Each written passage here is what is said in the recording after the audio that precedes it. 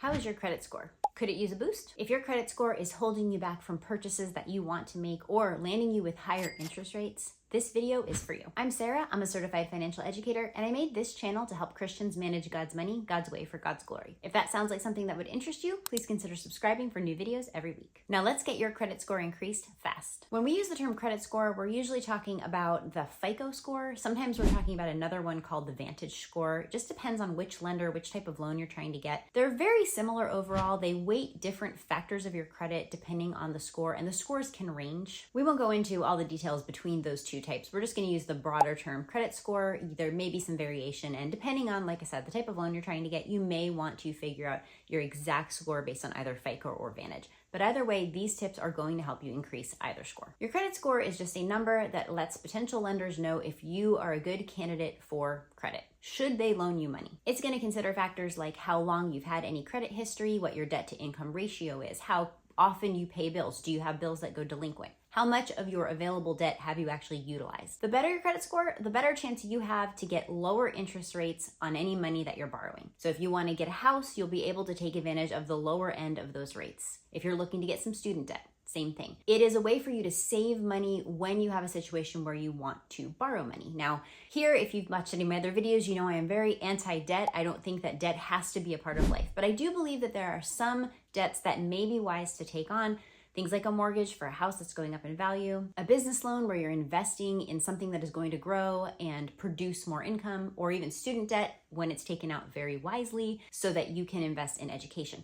Obviously, I always advise you want to pay this stuff off very quickly so that even if you have a slightly higher interest rate, you are not going to be beaten up by that interest. You're going to be trying to pay this down much more quickly. And I'm also very anti-car loans. I made a video about that. I'll put the card up here. Car debt is one of the biggest wealth killers. You definitely want to avoid that. So you're not getting a good credit score so that you can just go out and borrow a bunch of money. That is definitely not what I'm advocating.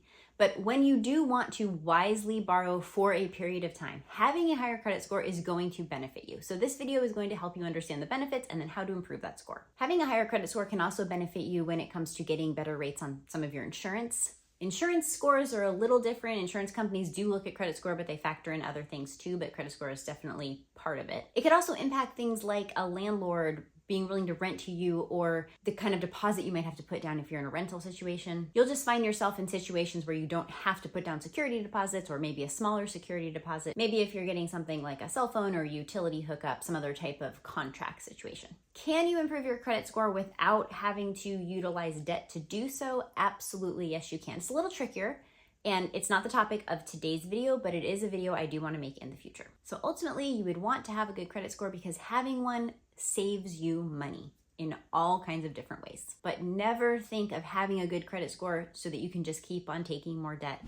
The book of Proverbs is clear that debt is enslaving. Here at It's All His, I want to help you find the peace and freedom that comes from being out of debt, from managing God's money in such a way that you have the freedom to do what He wants you to do with it, rather than being tied down by constantly having payments that you owe to everybody else. Consider your credit score just a tool that can help you when you need debt rarely. One of the great ways to start building credit when you're young is to become an authorized user on the card of somebody who has really great credit. My husband and I added our teenage sons as authorized users on our credit card. Now, would I do this if I didn't trust these children? Absolutely not. You would only want to do this for someone that you know is not going to use the card in any way that you do not approve of. But if you have a responsible kid or a young person in your life that you want to help boost their credit, then allowing them to use your card, or maybe they just get gas on it or whatever they want to do with it, maybe it's just for emergencies, but they will get to be on the card, so they will be associated with the history of the card. So if you,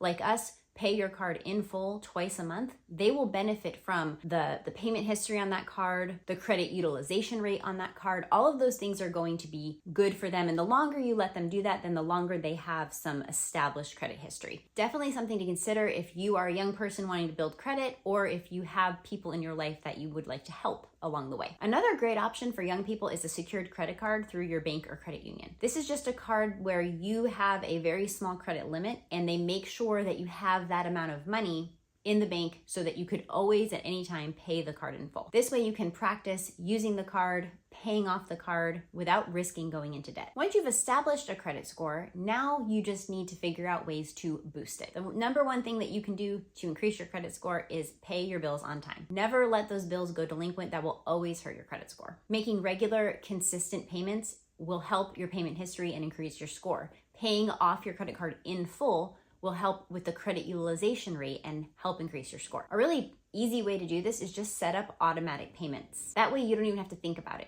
You know what you're budgeting, what's going to be put on that card for that period of time, and you set it up to draft out of your account without you even having to do anything. That way you're not at risk for missing payments or forgetting. Another way that you can boost your credit score is to keep your balances and overall debt very low. You always want the amount that you currently have borrowed to be 30% or less of what you have available. That's your credit utilization rate. So if you have a credit card with a limit of $5,000, your 30% would be $1,500. You wouldn't want to at any time have a balance of over $1,500 on that card. And really, if you just only ever charge what you can pay off every month or every payday, you're not gonna run into any issues with credit utilization rate because you'll always be bringing it back to zero. So not only will you be helping your credit score, but you'll be staying out of debt and saving yourself money on interest too. So win-win. Another way that you can help improve your credit score is stop getting credit cards everywhere you go. Every store you go to wants you to sign up for their credit card. Don't do it. Most of the time, these credit card companies are going to do a hard inquiry into your credit, and every time they check your credit, it's a ding against your credit, especially those hard checks. You don't need another card. Don't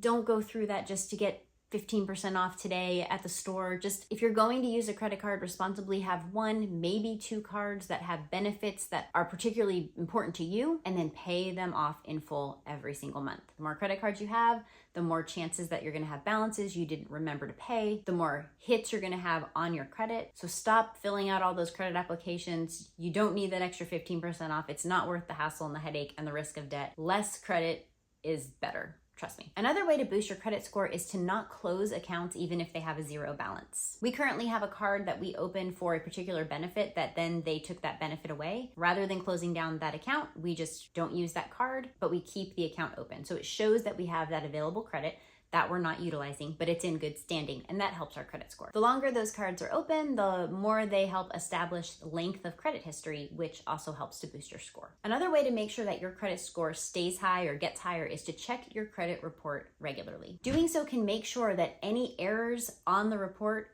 can be challenged and removed so that they're not hurting your score. If you find something on your credit report that you think is incorrect, do not hesitate to dispute it. If you have a lot of debt, paying down your debt and improving your debt to income ratio and improving that credit utilization rate will also raise your score. And just, it's good to get out of debt. If you need help figuring out ways to pay off your debt, check out this video about 2 different debt payoff methods that I made that will hopefully help you out. Now, a quick word of caution. Can you have a good credit score and be in a financial mess? Absolutely. I have known people personally who say, oh, but I have a great credit score.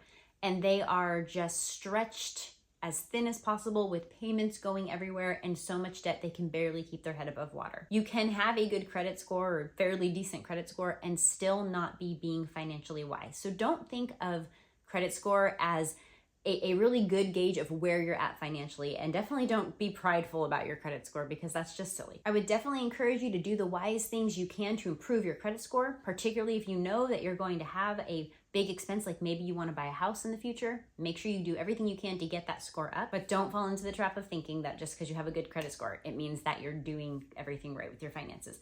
Absolutely not true. The real reward in increasing your credit score is the savings and the ease that you'll find when you do want to buy a house, invest in a business, or get some student debt. Use that score to get great rates on those loans and then pay them off as fast as you can so you can find the freedom that comes when you are debt-free. It really is all about the biblical principle of sowing and reaping. What you do with credit today, not taking out too much credit, not maxing out your cards, making sure you're paying your bills on time. All of these things will produce fruit later when you want to use credit for things that are going to benefit you financially. And to learn more about managing money biblically, click over into this playlist, and I'll see you over there.